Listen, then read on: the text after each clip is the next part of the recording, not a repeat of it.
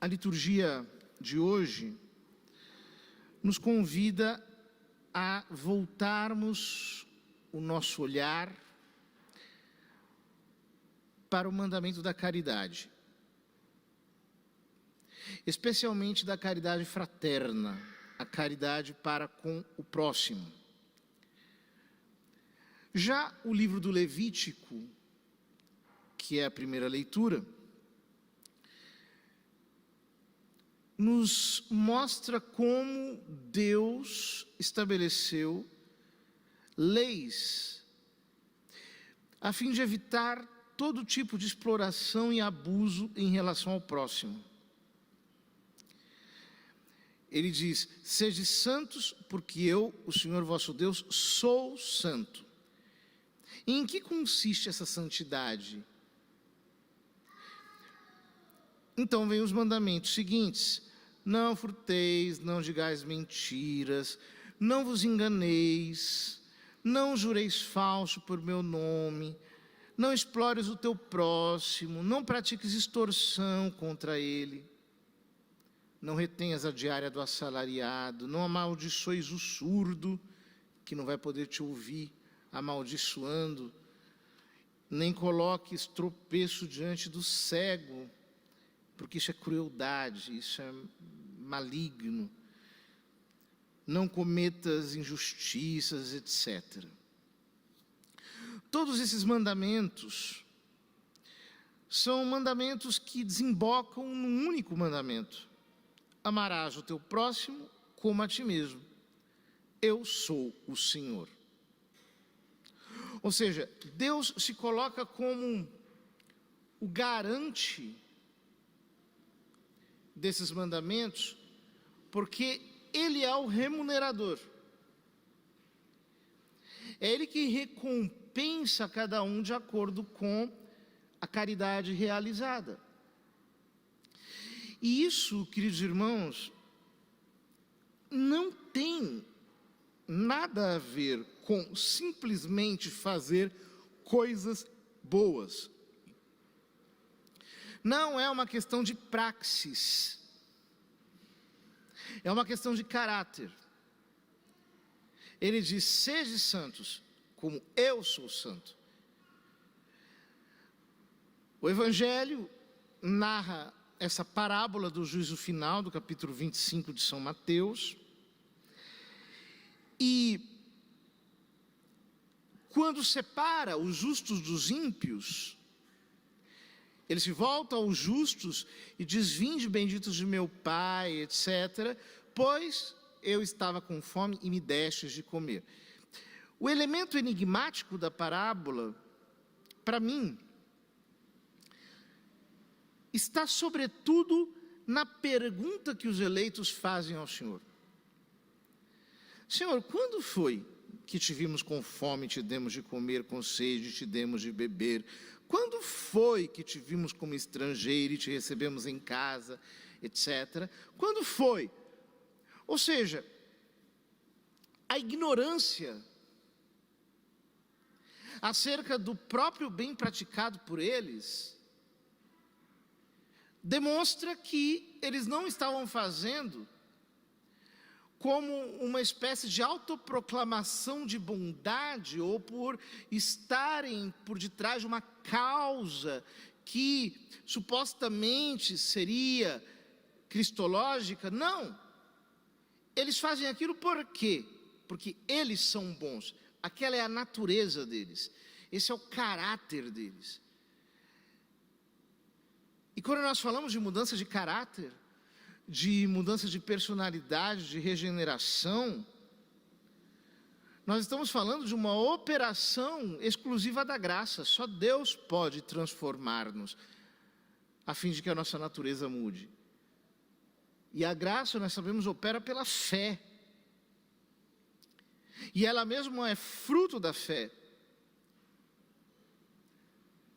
Portanto, quando nós falamos do mandamento da caridade, nós estamos falando de uma transformação interior que todos nós devemos ter, que nos leva a ter a natureza boa do nosso Deus, da qual participamos. E isso deve colocar o nosso coração em um profundo exame. Por quê? Quantas vezes nós, apesar de nos acharmos convertidos, de nos acharmos cristãos, temos na alma sentimentos opostos à caridade? Em primeiro lugar, o nosso amor a Deus muitas vezes é apático, frio,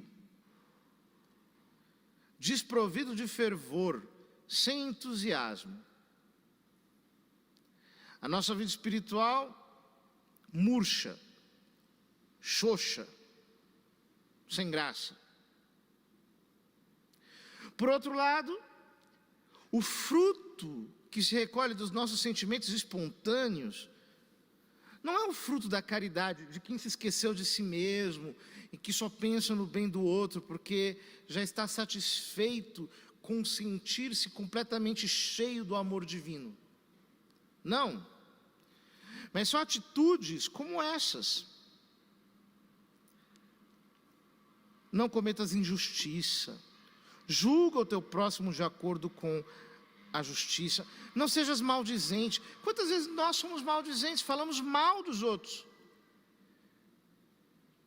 criticamos, por ofício.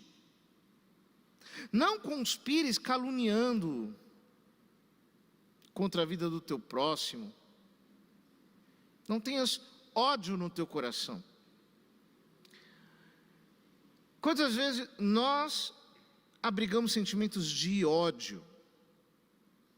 Quando alguém pisa no nosso calo, quando nós somos prejudicados, quando nós somos lesados, ao invés de termos sentimentos espontâneos de caridade, de amor, de rezarmos por aqueles que nos perseguem, por aqueles que nos caluniam, de termos para com eles uma atitude benévola. Não, a nossa atitude é a atitude da revanche, do ódio, da raiva.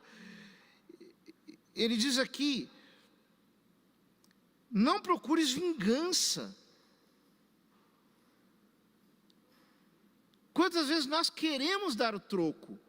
Dentro do nosso coração, o desejo de retribuir mal com o mal se manifesta nas pequenas torturas às quais nós submetemos os nossos próximos no nosso dia a dia. Já dentro de casa, quer saber? Hoje eu não vou falar com ele, porque vou dar um gelo nele, porque ele pisou no meu calo. Hoje, também ela vai ver, eu vou fazer isso aqui só de pirraça. Isso é vingança. São atitudes opostas à caridade. Eu não vou falar, não vou dar o braço a torcer, eu vou protestar com a minha cara feia, eu vou ignorar, eu vou agora, por causa do meu sentimento ferido, me insurgir contra. São atitudes interiores que nós temos que são opostas à caridade, que mostra que o nosso caráter não foi transformado. Não guardes rancor contra os teus compatriotas. Não guardes rancor. E nós somos muito magoadinhos, muito ofendidinhos. Basta alguém alterar a voz conosco, ou dizer algo que de algum modo mortifica o nosso juízo, então nós já nos colocamos na posição de vítima. Quando é que a gente vai crescer? A caridade nos faz ser adultos. Ou seja, o fulano fez isso, deixa falar, foi um instante de besteira, não quero pensar nisso, já está perdoado, esquece. Ou seja, a caridade nos dá a maturidade suficiente de estar por cima das ofensas, sem abraçar o punhal com o qual nos ferem. Porque muitas vezes é exatamente o que nós fazemos. O ofensor vem com um punhal para me ofender, e ao invés de eu estar sobre aquilo, eu abraço o punhal e curto aquela ferida como se fosse uma posição de direito e de superioridade que me dá para cobrar do outro uma dívida. Infantilidade.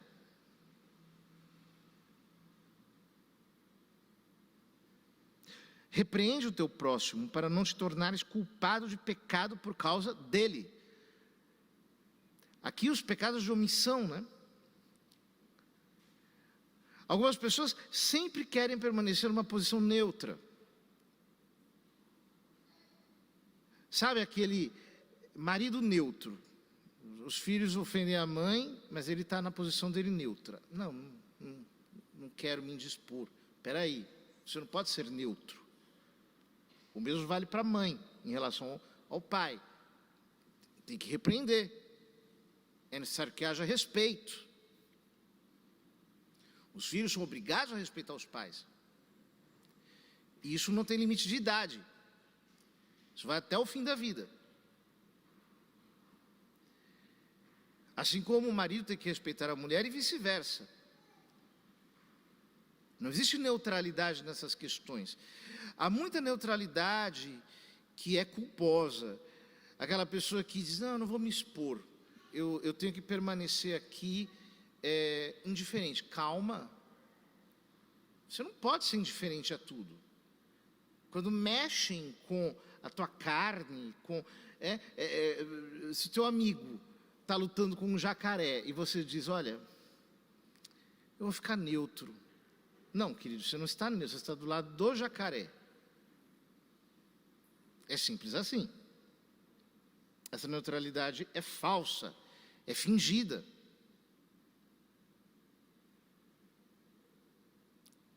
A caridade exige de nós atitudes muito profundas. Atitudes que reformem o nosso modo de sentir. Porque um cristão não tem anistia para odiar, para detestar, para cair em rixas. Hoje, então, nossa, há rixas por todo lado. Nós vivemos numa sociedade muito dividida, então as pessoas acham que as diferenças ideológicas são razão suficiente para anistiar o ódio, anistiar o mal querer. Não. Querer o mal para qualquer pessoa é pecado.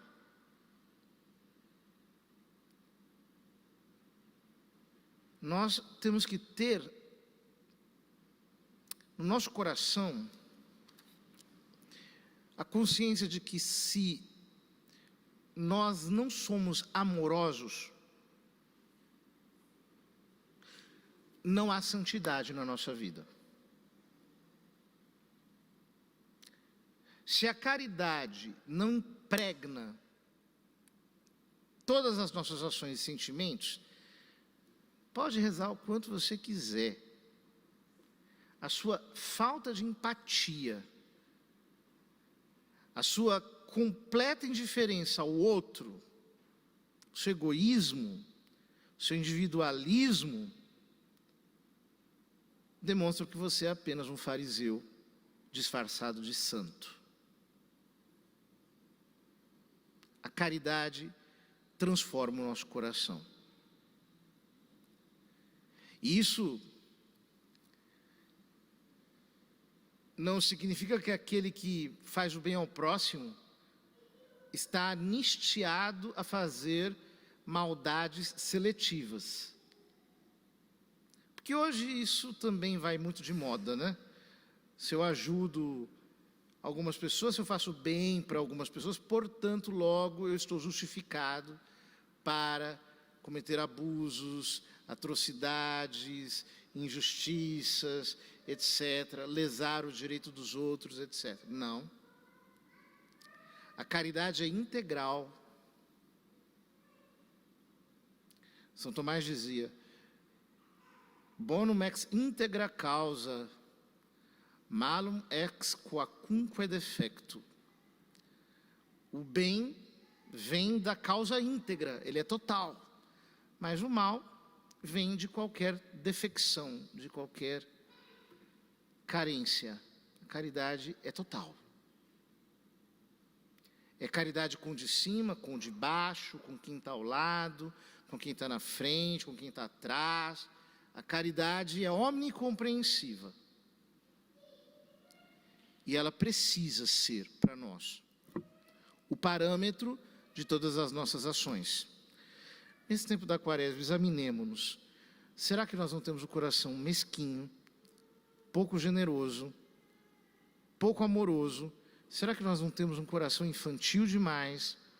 Um coração cheio de crítica, de inveja, de um olhar intransigente para os outros?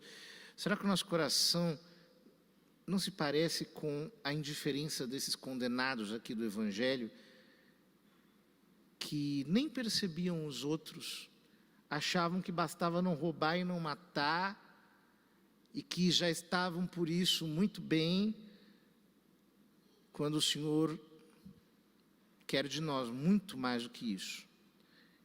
Quer o amor como forma concreta, o amor como escolha radical, o amor como um compromisso existencial irreversível.